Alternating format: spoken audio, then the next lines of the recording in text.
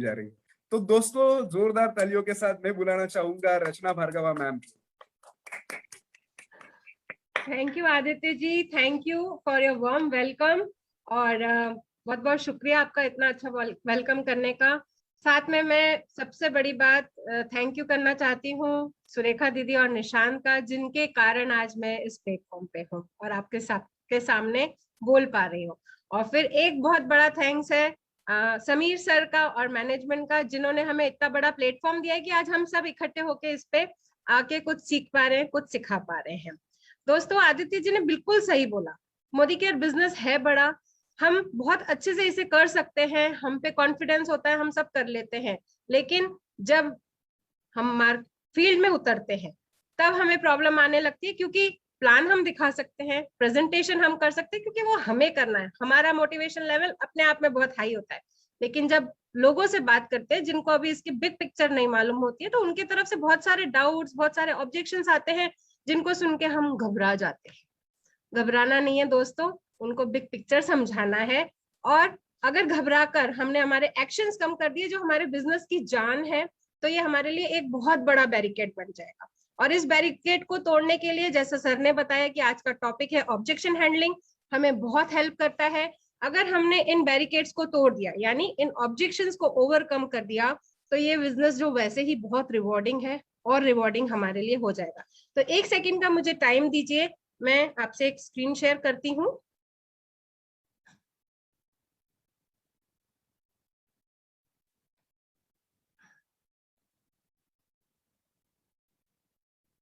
Yes, तो जैसा हमने अभी सुना कि ऑब्जेक्शन हैंडलिंग बहुत जरूरी है, आना भी जरूरी है, क्योंकि हम फील्ड पे ही इसमें सीखते हैं।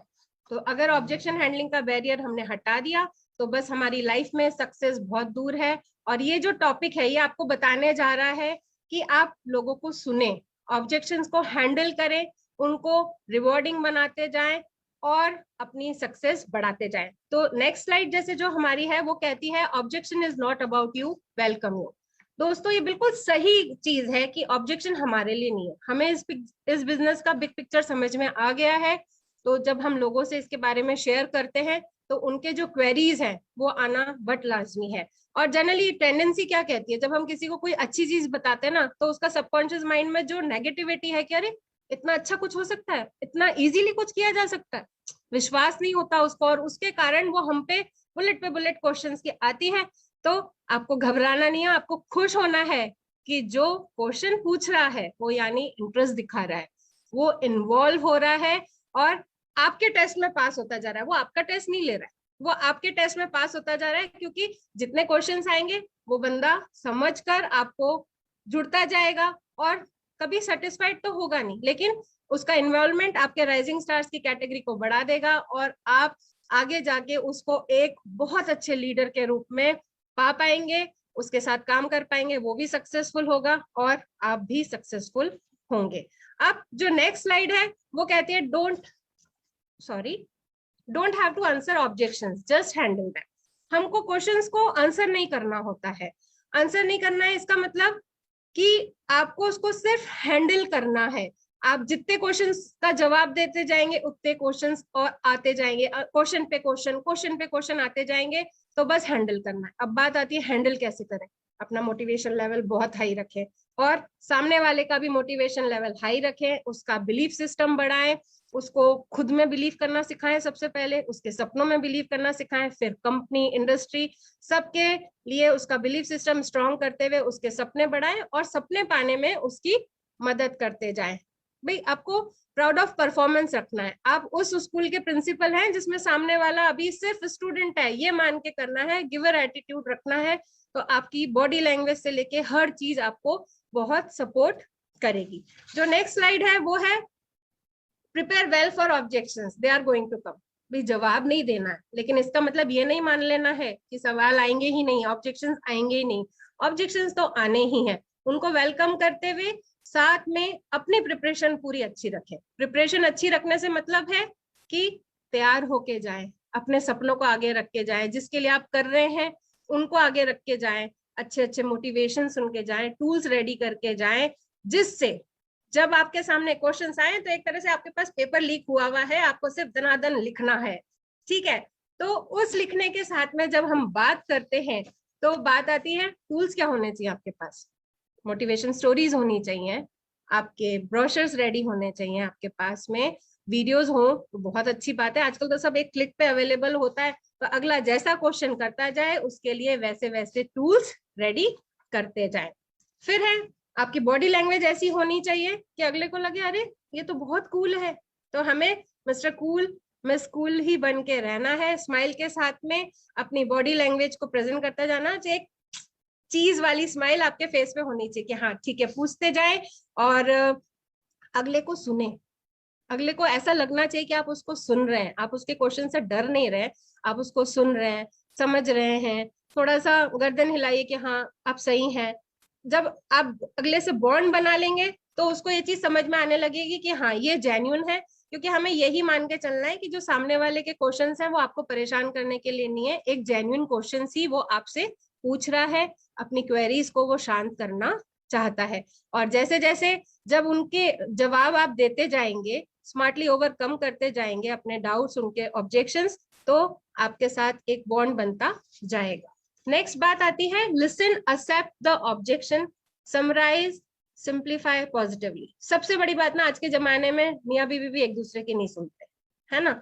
जब आपको लगता है बच्चा भी, आप बिजी होते हैं, बच्चा आपके पास आके बोलता है, आप बोलते बाद में आना, बाद में बात करते हैं, तो ये एक सबसे बड़ी कमी होने लगी है कि आप लोगों को किसी को सुनाने को चाहिए। तो अगर आप अच्छे लिसनर बनेंगे, उनके ऑब्जेक्शंस को एक्सेप्ट करेंगे, है ना।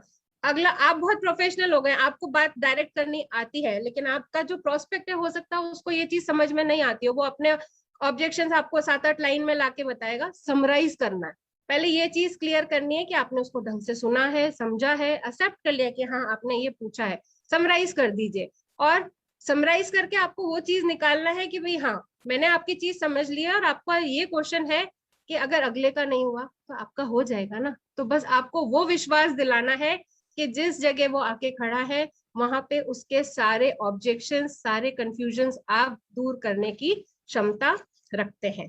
अब बात आती है dos of the objection handling.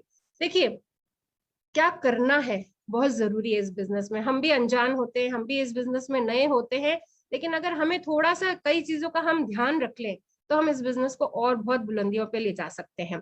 जैसे हम तो ट्रेनिंग है आजकल यूट्यूब पे, लीप पे, हमारे लिए हमारे मेंटोर्स ने भंडार भर के रखा है। अब क्या होता है, एक ऑब्जेक्शन आया और हमने हमारा सारा ज्ञान बांटना शुरू कर दिया। हो सकता है अगला उस मोड में ना हो, अभी उसे लेने के मूड में ना हो, तो आपको कम से कम फैक्ट शेयर करने हैं, जितना रिक्वायरमेंट आए उतना ही जवाब देते जाए। दूसरी बात है आंसर्स बिल्कुल शॉर्ट होने चाहिए, है ना। एक प्रिंसिपल अपना लेना है कि जो ऑब्जेक्शन आएगा उसका बिल्कुल जो शॉर्टेस्ट और स्मार्टेस्ट आंसर होगा वो आपको देना है, क्योंकि ये चीज ध्यान रखनी है कि इंसान कभी सेटिस्फाइड नहीं होगा, वो सेटिस्फाइड होगा सिर्फ जब उसकी इनकम आनी शुरू हो जाएगी। तो आपको उसको उस तरफ तक ले जाना है जहां से उसका सेटिस्फैक्शन लेवल बढ़ना शुरू होगा।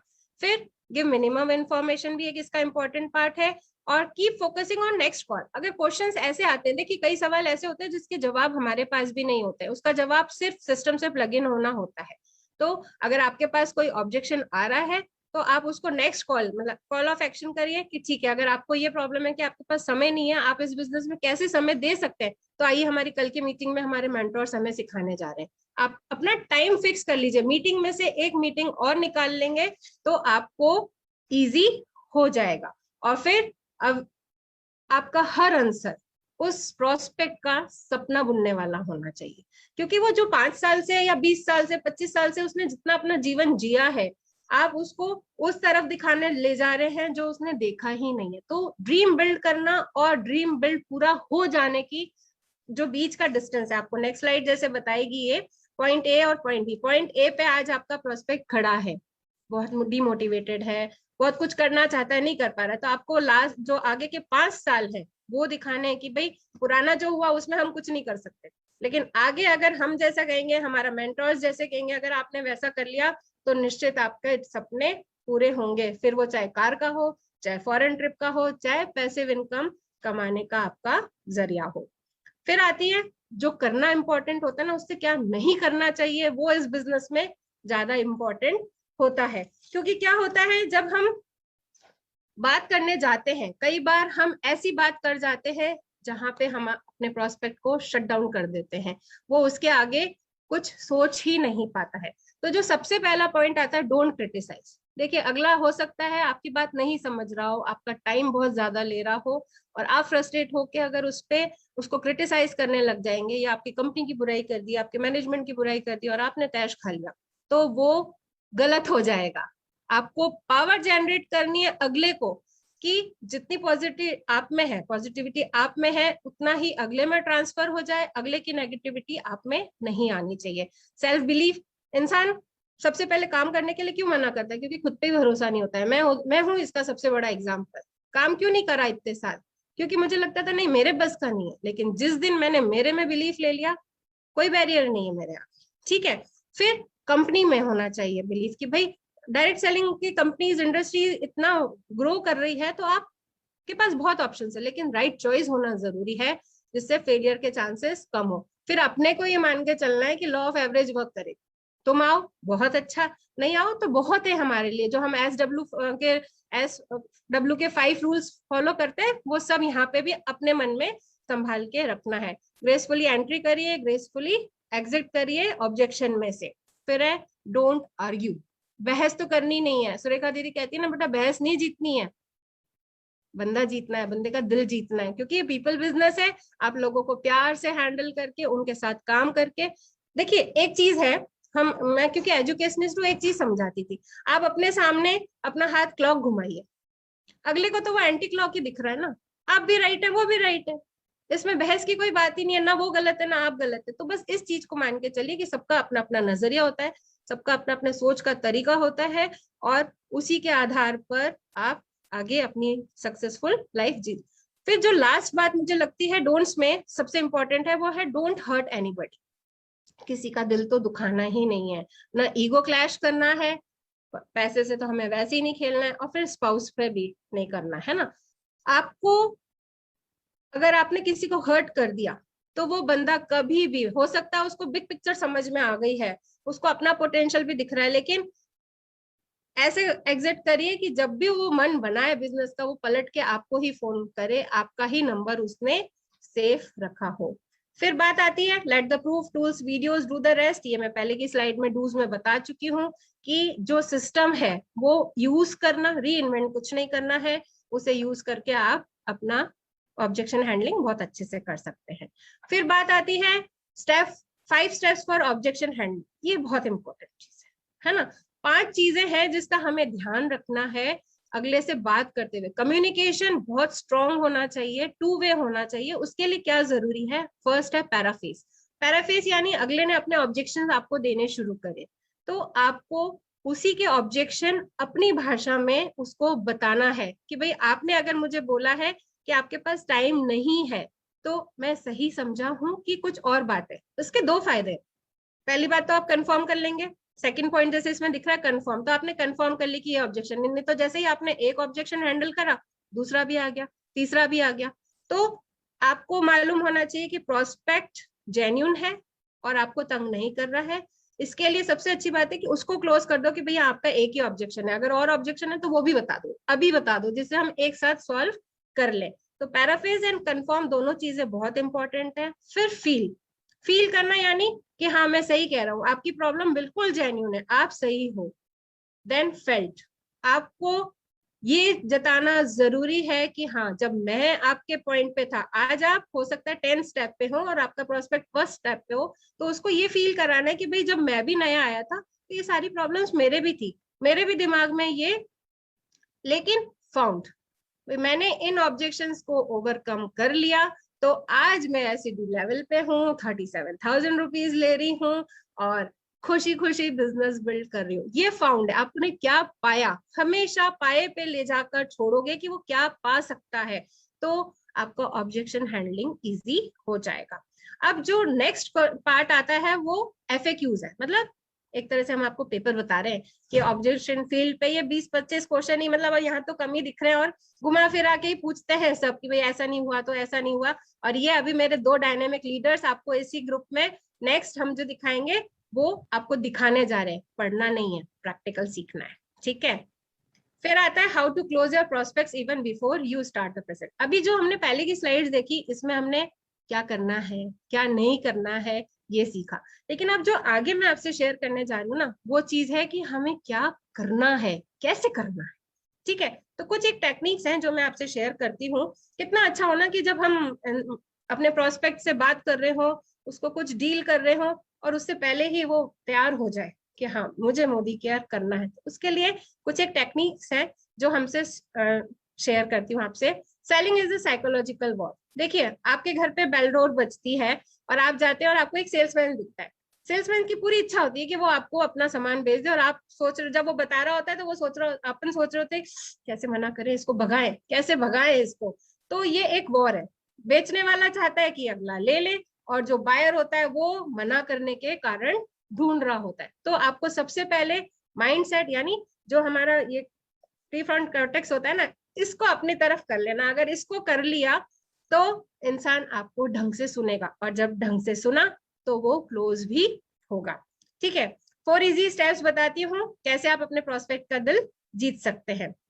आपको प्रेजेंटेशन से पहले करना है। Most people join Modi Care as they realize that Modi Care can be their additional source of big income. आपको अगले को बता देना है कि अधिकतर लोग मोदी केयर ज्वाइन कर लेते हैं जब उनको ये मालूम पड़ता है कि मोदी केयर से एक आप एडिशनल सोर्स ऑफ इनकम ले सकते हैं, क्योंकि हम बताते हैं पार्ट टाइम है, नो लॉस है, नो बॉस है, आप कभी भी कर सकते हो, आपके वर्क आवर्स हो सकते हैं। तो आपने फर्स्ट चीज में ही क्लियर कर दिया कि भैया आपका पार्ट टाइम काम है, और ये आपको पार्ट टाइम के साथ में एक एडिशनल इनकम दे देगा। तो रोकड़ा तो भैया सबको चाहिए, सबके लिए बोलता है रोकड़ा। तो आपने उसका फोकस कहाँ करा, बिग इनकम पे, और वो भी एडिशनल इनकम पे, है ना। मुफ्त में साइड में कुछ एक्स्ट्रा मिल जाए तो अच्छा लगता है ना, बस वो वाली चीज आपको यहाँ पे हिट करनी है। सेकेंड चीज है, anybody can productively start Modi care. कोई भी मोदी केयर शुरू कर सकता है, इतना सिंपल, इतना इजी कुछ भी नहीं है। आपको क्या करना है, 3 से 4 हजार रुपए का सामान ले लेना है।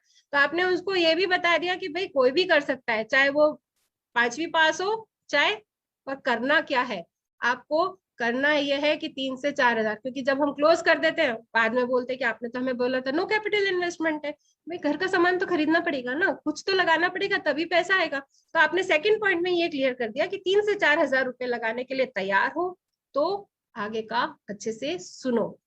Then people who don't join are the one who, और जो लोग ज्वाइन नहीं करते हैं, या तो उनको क्या होता है, सिग्निफिकेंस नहीं मालूम होता है एडिशनल इनकम का, कि उनको लगता है ये अतिरिक्त आमदनी तो सिर्फ बातों में होती है और हमें नहीं चाहिए। तो ऐसे तो कोई, मेरे ख्याल से कोई बंदा नहीं होगा जिसको अतिरिक्त आमदनी नहीं चाहिए।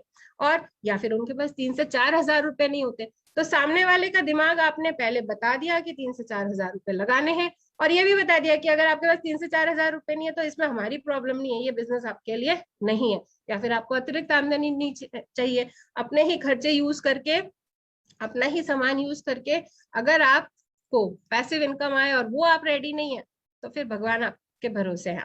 Then I will share the Modicare business opportunity. मेरा काम है कि मैं आपसे अपॉर्चुनिटी शेयर करता हूँ, आपका डिसीजन होगा। हमने उस पर प्रेशर नहीं डाला, नहीं तो क्या होगा, जितनी देर हम प्रेजेंटेशन करेंगे वो हमें मना करने के रास्ते ढूंढता रहेगा, हमारे प्रेजेंटेशन नहीं सुनेगा।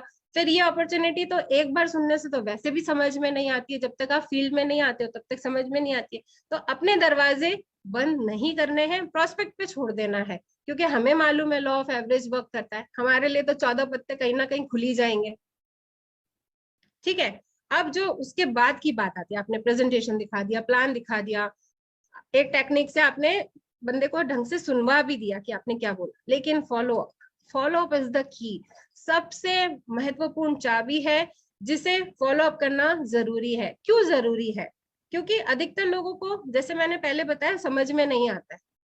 उनको लगता है कि ठीक है, प्रेशर में आके मीटिंग सुन ली, सब कर लिया, अटेंड कर लिया, लेकिन वो ज्वाइन, आप फॉलो अप लेते रहेंगे तो उनको याद आती रहेगी, ठीक है। और हो सकता है कोई और बेटर मोटिवेशन चाहिए।